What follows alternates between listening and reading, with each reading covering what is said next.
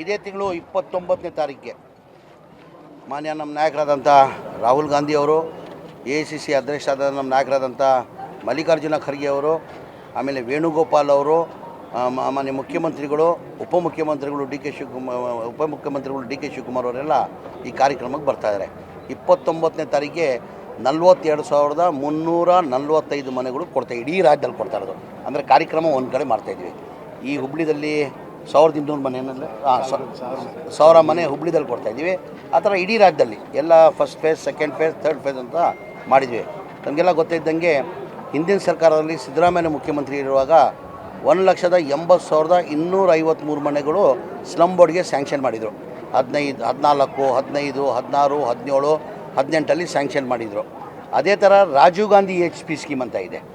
ರಾಜೀವ್ ಗಾಂಧಿ ಆಶ್ರಯ ಮನೆಗಳು ಅಂತೀವಿ.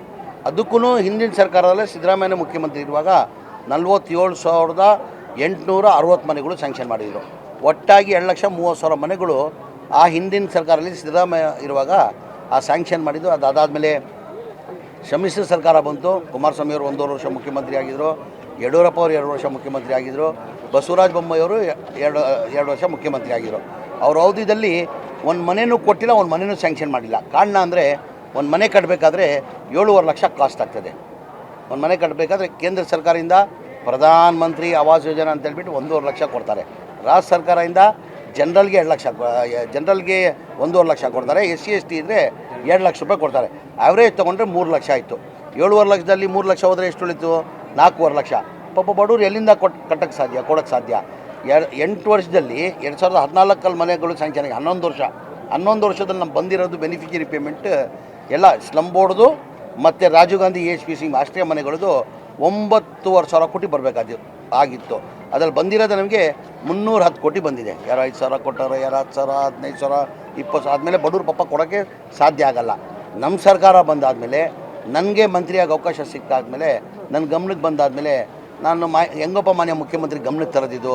ಏನಕ್ಕಂದರೆ ಈಗ ತಮಗೆಲ್ಲ ಗೊತ್ತಿದ್ದಂಗೆ ಈ ಗ್ಯಾರಂಟಿಗಳದು 55,000 to 60,000 ಕೋಟಿ ಆಗ್ತದೆ. ಪ್ರತಿ ವರ್ಷ 55,000 to 60,000 ಕೋಟಿ ಆಗ್ತದೆ.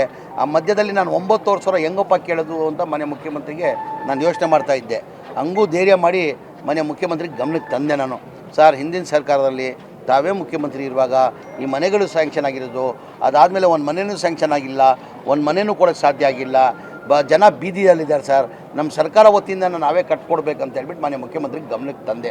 ಮಾನ್ಯ ಮುಖ್ಯಮಂತ್ರಿಗಳು 2-3 ರಿವ್ಯೂ ಮೀಟಿಂಗ್ ಮಾಡಿ ನನಗೂ ಪ್ರಸಾದಪ್ಪನಿಗೆ, ಇಲ್ಲ ನೀವು ಹೇಳ್ತಾರ ಸತ್ಯ ಕಣೋ, ನೀವು ಹೇಳ್ತಾರ ಸತ್ಯ ಇದು, ಈಗ ಬಡವ್ರು ದುಡ್ಡು ಕೊಡೋಕ್ಕೆ ಸಾಧ್ಯ ಆಗಲ್ಲ. ಅದು ಎಷ್ಟನ್ನ ಕಷ್ಟ ಆಗಲಿ, ಎಷ್ಟನ್ನ ತೊಂದರೆ ಆಗಲಿ, ನಾನು ದುಡ್ಡು ಕೊಡ್ತೀನಿ. 2,30,000 ಮನೆಗಳು 26 ಡಿಸೆಂಬರ್ ಒಳಗಡೆ ಕೊಡಬೇಕಂತ ಮಾನ್ಯ ಮುಖ್ಯಮಂತ್ರಿಗಳು ಸೂಚನೆ ಕೊಟ್ಟಿದ್ದಾರೆ. ಹಾಗೆ 2024 ತಂದು ಕ್ಯಾಬಿನೆಟ್ ಅಪ್ರೂವ್ ಮಾಡಿ 500 ಕೋಟಿ ಕೊಟ್ಟರು ನಮಗೆ. 500 ಕೋಟಿ ಕೊಟ್ಟಾದಮೇಲೆ ನಾವು 36,789 ಮನೆ ಹೋದ ವರ್ಷ ಕೊಟ್ಟಿದ್ವಿ. ಈ ವರ್ಷ 42,000 ಮನೆಗಳು ನಾವು ಕೊಡ್ತಾಯಿದ್ದೀವಿ.